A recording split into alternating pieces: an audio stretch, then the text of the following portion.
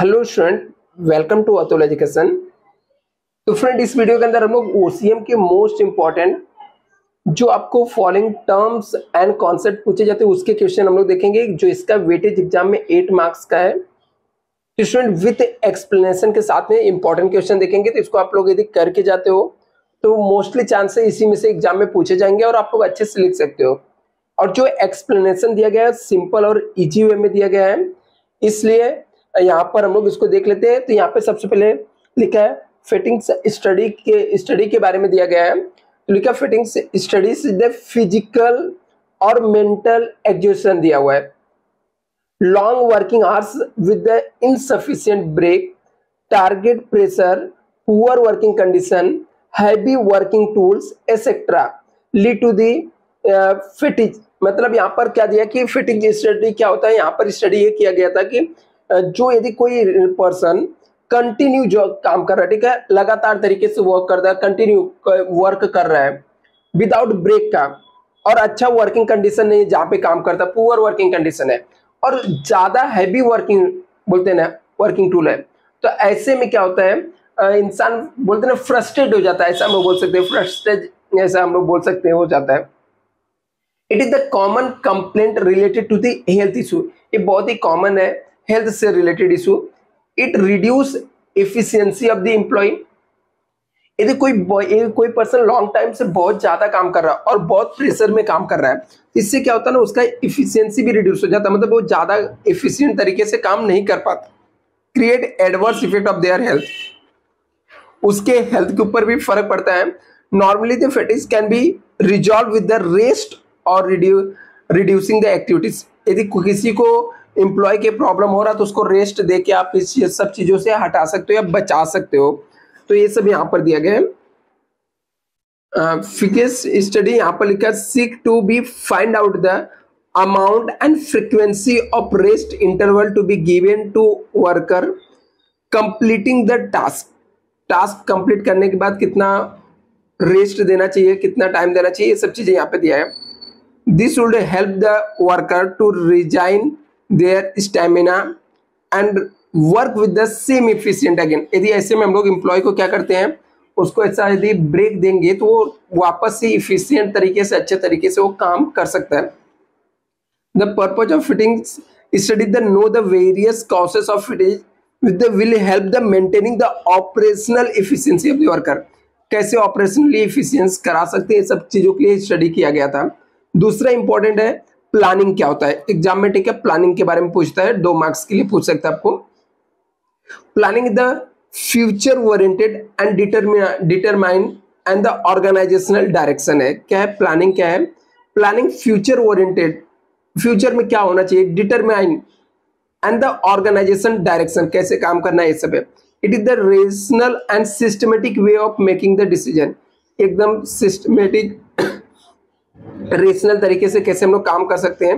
Today that will be affect the future of the company, ठीक है, जो future company की इफेक्ट करता है यहाँ पे दिया है। Planning implies decision making as to what to be done, क्या करना है, how to be done and when is to be done and by whom to be it to be done, ये सब चीजें इसके अंदर आता है। तो planning is the deciding in the advance what to do, how to do, when to do and who to be do, ये सब चीजें इसके अंदर डिसाइड होता है। आगे यहाँ पे लिखा है कम्युनिकेशन। कम्युनिकेशन क्या होता है, तो कम्युनिकेशन के बारे में लिखा है communication is the arts of exchanging the information. Communication क्या है, एक आर्ट्स है जहां पर इंफॉर्मेशन को हम लोग क्या कर सकते हैं, एक्सचेंज करते हैं। फैक्ट हो गया, आइडियाज हो गया, etcetera, from one person to another person. आगे लिखा है it is the simple process of transfer of message. एक सिंपल प्रोसेस है जिसके थ्रू हम लोग मैसेज को ट्रांसफर करते हैं, कहां से, फ्रॉम सेंडर। सेंडर मतलब भेजना, जो पर्सन सेंड करता है उसके पास से कहां पर, to the receiver. It act is the passing the information from one person to another. इसमें क्या होता है, इंफॉर्मेशन को हम लोग एक पर्सन से दूसरे पर्सन के पास क्या करते हैं, पास करते हैं। Help of the some medium, कुछ तरीके से। After receiving the message the person can act the accordingly, और वो पर्सन मैसेज रिसीव करने के बाद उसके हिसाब से वो क्या करता है, एक्ट करता है। नेक्स्ट यहाँ पर सोशल रिस्पॉन्सिबिलिटी, ये भी इंपॉर्टेंट है यहाँ पर।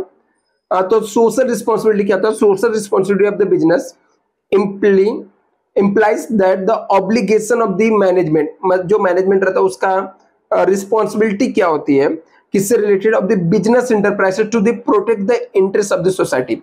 सोसाइटी के लिए क्या बिजनेस ऑर्गेनाइजेशन का, मैनेजमेंट का क्या रिस्पॉन्सिबिलिटी है, वो सोशल रिस्पॉन्सिबिलिटी के अंदर देता है। तो सोशल रिस्पॉन्सिबिलिटी क्या है, social responsibility the business implies the obligation of the management of the business enterprises to protect the interest of the society. No business exist in the isolation, कोई भी business isolation में exist नहीं करता है। The business and the society are interdependent on each other. बोलता है यहाँ पे द बिजनेस जो रहता है, the business and society are interdependent on each other, एक दूसरे इंटरडिपेंड करता है। Every part of the society contribute toward the success of the business. क्या लिखा है यहाँ पे, एवरी पार्ट, मतलब हर एक पार्ट में जो सोसाइटी रहता है कंट्रीब्यूट करता है toward the success of business के सक्सेस के लिए। Thus it is the because of the responsibility of the business, क्योंकि बिजनेस की क्या रहती है, रिस्पॉन्सिबिलिटी रहती है to do something for the society, society के लिए कुछ करना है। इसलिए आगे यहाँ पे लिखा है एक डेफिनेशन दिया according to Keith Davis, social responsibility of the business refers to the obligation. बोलता है सोशल रिस्पॉन्सिबिलिटी ऑफ बिजनेस क्या होता है, ऑब्लिगेशन होता है business man decision and the action beyond, क्या डिसीजन रहेगा, क्या एक्शन रहेगा beyond the firm, direct the economic and technological interest क्या रहेगा, ये सब इसके अंदर रहता है। मोरल वैल्यू, तो स्टूडेंट इसके अंदर ना ऐसे में बहुत सारे, मतलब हर एक जो इंपॉर्टेंट है, बहुत सारे नहीं बोल सकता हूँ, 15 से 20 आपको टर्म्स एंड कॉन्सेप्ट दिया गया, जो आप कर लोगे तो आपको आराम से इजिली 20 मार्क्स मिल जाएगा यहाँ पे। तो देखते हैं आगे क्या लिखा है।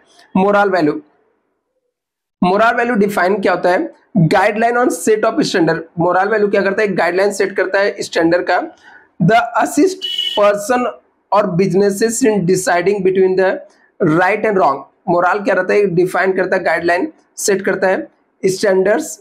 The assist the person of business in the decision between right और रॉन्ग के बीच में, in order to create honest, credible and fair judgment, जिससे क्या होता है लोग ईमानदारी से, क्रेडिबल और फेयर जजमेंट से काम कर सकते हैं relationship in the daily business in the life.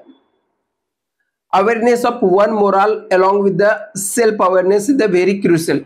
यहाँ पे क्या होता है, moral along with the self awareness कैसे रहेगा, business ethics deal with the morality in the business environment कैसे रहेगा, ये सब चीजें क्या होता है, मोरल होता है।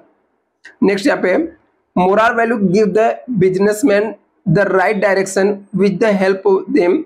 क्या लिखा है यहाँ पे, moral value give the businessman the right direction, businessman को क्या देता है, right direction, which help them to get the confidence, जिससे कॉन्फिडेंस मिलता है, and respect from the society, morality, business. आगे यहाँ पे recognize the power of conducting the business socially और responsibly with the end they realize the doing so lead the increase the profit. मतलब एक अच्छे तरीके से कैसे बिजनेस कर सकते हैं, वो सब चीजें इसके अंदर लिख रहा है। राइट टू कंज्यूमर एजुकेशन, ये भी इंपॉर्टेंट है। राइट टू कंज्यूमर एजुकेशन क्या है, right to consumer education is the state that every consumer has a right to know about the consumer rights. क्या लिखा है, राइट टू कंज्यूमर क्या है, एवरी मतलब एवरी जितने भी कंज्यूमर है उनको राइट है to know about the consumer rights क्या होता है, एंड द सोल्यूशन टू हर प्रॉब्लम, हर इज प्रॉब्लम, और उसके क्या प्रॉब्लम के सोल्यूशन रहेंगे। And acquire the knowledge, acquire करना, skill and product related information जो है। This right create the consumer awareness, इससे क्या होता है, कंज्यूमर के अंदर अवेयरनेस आता है।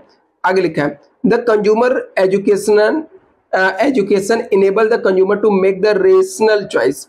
क्या लिखा है यहाँ पे, consumer education enable the consumer to make the rational choice of goods and services के बारे में, and protect them, right the interest from the exploitation of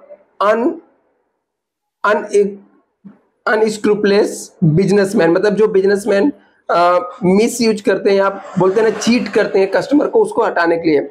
this is the consumer education become the priority concern government media and NGO. आगे लिखे हैं make the effort through the advertisement title जागो ग्राहक जागो campaigning, importance of import the consumer education awareness फैलाने का काम होता है, तो उसको राइट टू एजुकेशन कंज्यूमर बोलते हैं। नेक्स्ट है क्वेश्चन मैनेजमेंट। तो मैनेजमेंट क्या होता है यहाँ पर?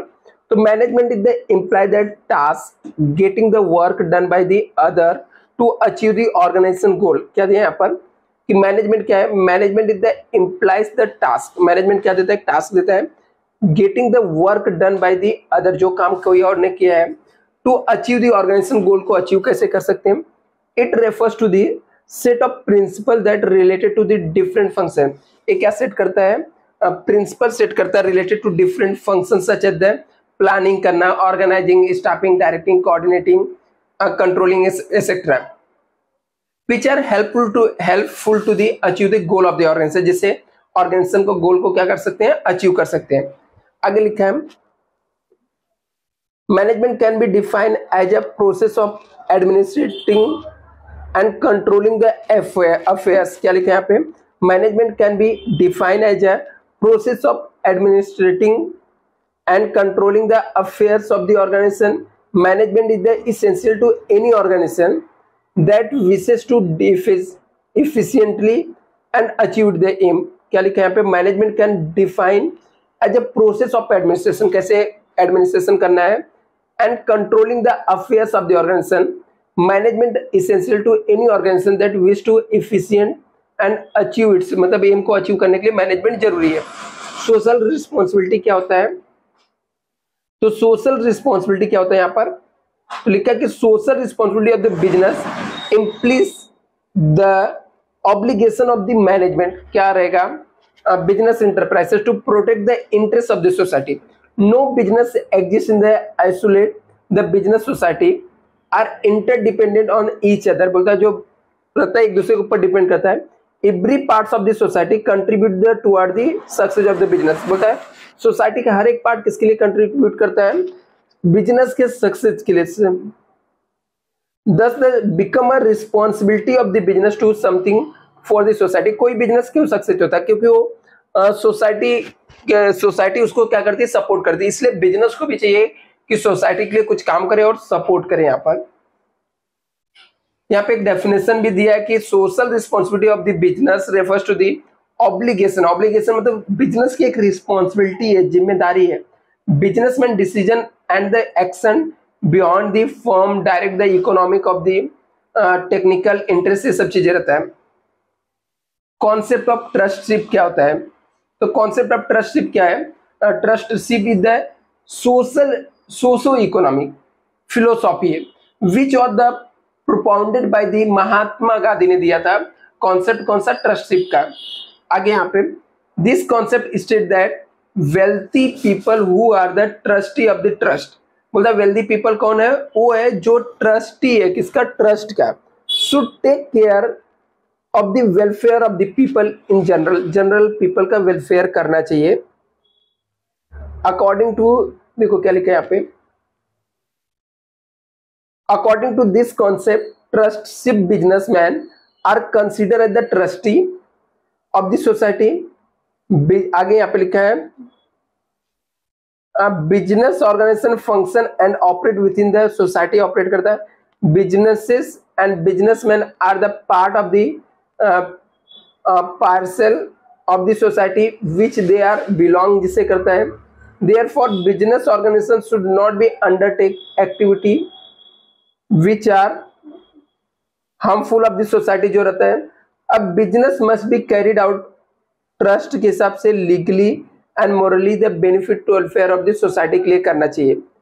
जनहित याचिका क्या होता है? नेक्स्ट यहाँ पे दिया जनहित याचिका। जनहित याचिका क्या रहता है? Public interest litigation. और जनहित याचिका is the simple word means litigation filed in the court of law for the protection of public interest. Public के इंटरेस्ट के लिए यदि कोई कोर्ट में केस फाइल होता है तो उसको हम लोग क्या बोलते हैं? जनहित याचिका बोलते हैं। Such as the pollution, road safety, construction hazard, ये सब हो गया। Under this means consumer protection, any person can be approach the court of law in the interest of public.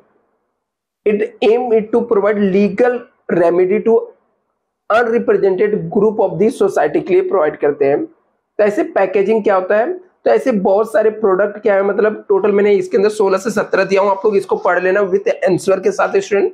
इसमें सिंपल और इजी लैंग्वेज में है। तो आपको ये पीडीएफ चाहिए तो मैं आपको शेयर कर दूंगा, ठीक है, व्हाट्सएप ग्रुप में और टेलीग्राम चैनल पे। तो दोनों का लिंक जो है डिस्क्रिप्शन बॉक्स में है, ज्वाइन कर लेना, क्योंकि व्हाट्सएप ग्रुप में क्या आप लोग लेट ज्वाइन करोगे तो हो सकता है लेट मिले जब मैं शेयर करूं, बट टेलीग्राम चैनल पे पहले से पड़ा रहेगा तो आप लोग डाउनलोड कर सकते हो स्टूडेंट। चैनल को सब्सक्राइब करके रखना। Thank you so much.